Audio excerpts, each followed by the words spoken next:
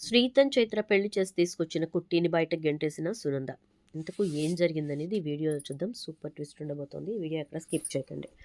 ఇక మొత్తం మీద సీను అయితే అలేఖ్య కోసం తీసుకొచ్చిన మల్లెపూలను పద్దాలు పెట్టుకోవడంతో సింహాద్రి అయితే మామూలుగా అవ్వలేదుగా ఇప్పుడు నా పని అని చెప్పేసేసి పద్దాలతోటి నువ్వు ఆ పూలు తీసి పక్కన వెయ్యి అని చెప్పని అంటాడు. అదేంటి ఎందుకు వేయమంటున్నావు అంటే, నువ్వు లోపలికి రమ్మని ఎందుకు అంటున్నావు అంటే, పెండ్లుంది గదా! పెండ్లికి లెక్కలు చూడాలి. అందుకోసం రమ్మన్నాను. అంటే మరి ఆ పూల వల్ల నీకేం అనిపించట్లేదా అంటే, మట్టి గిత్త కొట్టి తీసుకొచ్చినావా ఏంది అని వెళ్ళిపోతుంది. ఇక సీనుని పిలిచి, ఒరేయ్! గిసువంటియన్నీ తీసుకురాకురా అని తిడతాడు. ఇక సింహాద్రి అయితే అలేఖ్యని, సిలకమ్మని నేను నా తానికి ఎట తెచ్చుకోవాలో, ఎట తిప్పుకోవాలో అనుకుంటూ వెళ్ళిపోతాడు సీను.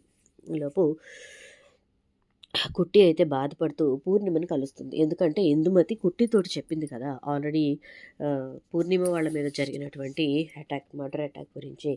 ఇక దాంతో వచ్చి పూర్ణిమని కలిసేసరికి ఆ యాక్సిడెంట్ గురించి ఎవరు చెప్పారంటే ఇందమ్మ చెప్పింది అంటుంది. దాంతో ఇక చైత్ర అసలు మమ్మల్ని చంపాల్సిన అవసరం ఎవరికుంది? ఎందుకు మా మీద పగబట్టారు?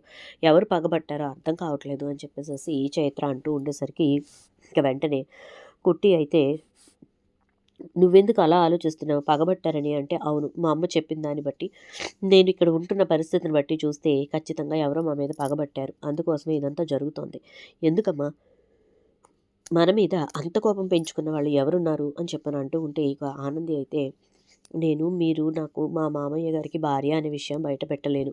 గట్లని చెప్పి మిమ్మల్ని వదలను లేను. నాకు ఒక రకమైన ఇబ్బంది కలగట్లేదు ఇప్పుడు అనుకుంటూ ఉంటుంది. ఈలోపు పూర్ణిమ ఆనందితోటి ఒకే ఒక్క మార్గం ఉంది. దయచేసి ఆ విషయం గురించి ఆలోచించమ్మా. వీళ్ళ పెళ్లి ఎంత తొందరగా వీలైతే అంత తొందరగా చేసేద్దాం అని చెప్పేసేసి అంటుంది. ఇక ఈలోపు ఆదిత్య దగ్గరికి వచ్చినటువంటి కుట్టి అయితే ఆదిత్యతోటి విషయం చెప్తుంది. ఎవరో వాళ్ళ మీద అటాక్ చేశారని చెప్పేసేసి. నిజంగా వాళ్ళ మీద అటాక్ కాని పక్షంలో ఆ కారు వెళ్ళి ఏ చెట్టుకు ఢీకొట్టాలి. కానీ అలాంటిది స్ట్రెయిట్‌గా వెళ్ళిపోయిందట అని చెప్పేసరికి ఇంత జరిగిందా? అసలు ఆ అవసరం ఎవరికుంది అని చెప్పని ఇక చైతన్య అంటూ ఉంటే ఆది అంటూ ఉంటే ఆలోచనలో పడుతుంది. ఇహ కుట్టి అయితే. అంటే నువ్వైతే మా అమ్మను అనుమానించట్లేదు కదంటే అత్తయ్య గారికి అలాంటి ఆలోచన ఉండదండి అంటుంది. ఈలోపు ఇక్కడ ఆదిత్య అయితే జీవన చాలా హ్యాపీగా ఉండడం చూసి బావుంది. చాలా బాగుంది. చాలా హ్యాపీగా ఉన్నావు. నాకు నచ్చింది. కానీ మీ తమ్ముడు పెళ్ళవుతుంటే నువ్వు ఏమాత్రం కూడా చలనం లేకుండా ఇక్కడెందుకు కూర్చున్నావు? బట్టలు సర్ది 2 రోజులవుంది.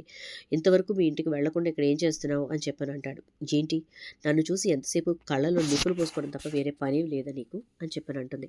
వేరే పనుందా? వేరే పాటుందా? అనేది కాదు కావాల్సింది. నువ్వు మీ తమ్ముడు పెళ్ళికి ఎందుకు వెళ్ళట్లేదు అంటే, జరుగుతుందో లేదో తెలియని పెళ్ళికి వెళ్ళాల్సిన పనే ఉందిలే అని అంటే, ఏంటి? జరుగుతుందో లేదో తెలియని పెళ్ళా? అంటే ఈ పెళ్ళికి కూడా ఏదో ఆటంకం కలిగిస్తున్నావు అనమాట. అందుకోసమే అంత ధీమాగా కూర్చున్నావు అనమాట అంటూ ఉంటే, ఏం మాట్లాడుతున్నావు చైతు? నాకింకేం పని లేదనుకున్నావా ఏంటి? పెళ్ళిళ్ళకి ఆటంకాలు కలిగించుకుంటా కూర్చోటానికి అని అంటే, నువ్వన్న మాటను బట్టి చూస్తే ఖచ్చితంగా అదే అనిపిస్తోంది. చెప్పు. కన్ఫర్మ్‌గా ఏదో జరగబోతోంది. నువ్వేదో చేస్తున్నావని నాకు అర్థమవుతోంది. ఊరుకోని జాగ్రత్త అంటాడు చైతు అయితే.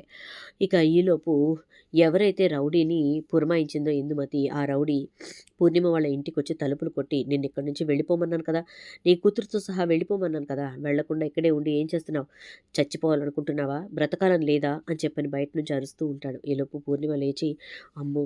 సునందక్క మమ్మల్ని చంపటానికి మనిషిని పంపేసింది. ఇప్పుడు వీళ్ళొచ్చి మమ్మల్ని చంపేస్తారు. ఏంటి సునందక్క నేనేం చేశానని చెప్పని అనుకుంటూ చైత్ర లేవకూడదు అనుకుంటూ ఉంటుంది.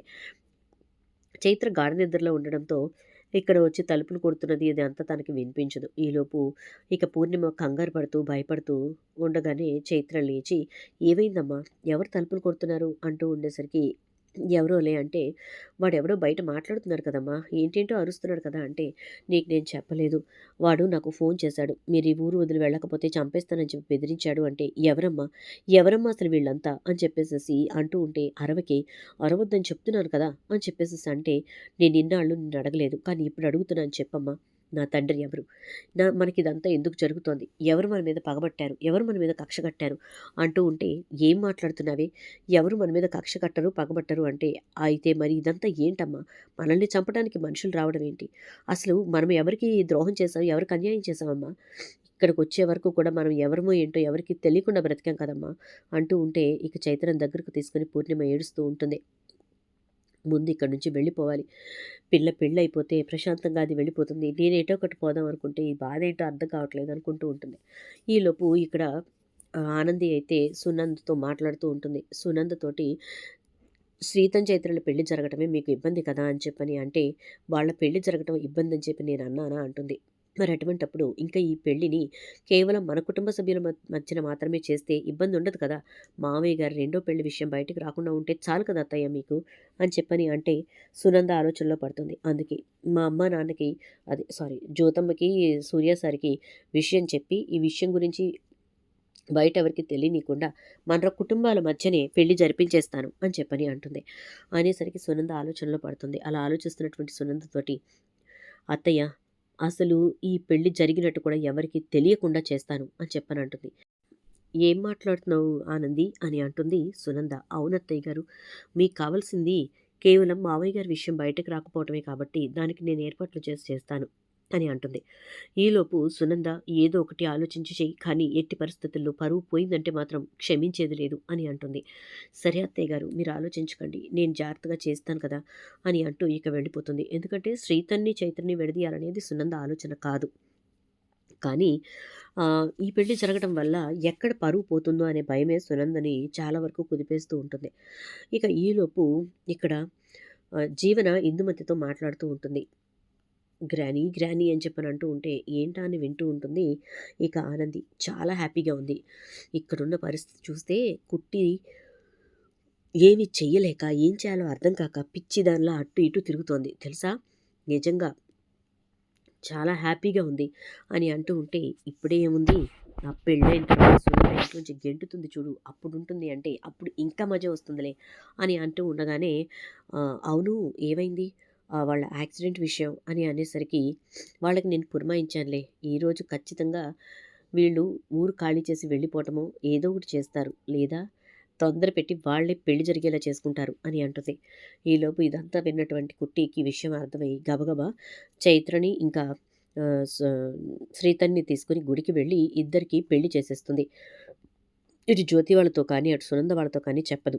పెళ్లి చేసి ఇక జ్యోతి వాళ్ళ ఇంటికి తీసుకెళ్ళేసరికి, "ఎందుకిలా చేసావు కుట్టి" అని అంటూ ఇక జ్యోతి అడిగేసరికి, "కారణం లేనిదే నేనేమి చేయనని నీకు తెలవదా అమ్మా" అని అంటే, "అందుకోసం అని చెప్పి నా ఆశల మీద నీళ్లు చల్లేశావు" అని చెప్పి జ్యోతి అంటుంది. ఈలోపు సునందకు విషయం తెలిసి, నేను ఏదైతే భయపడ్డానో అదే చేసింది. ఈ పెళ్లి ఆపుతుంది అని చెప్పి ఎంతో ఆశించాను.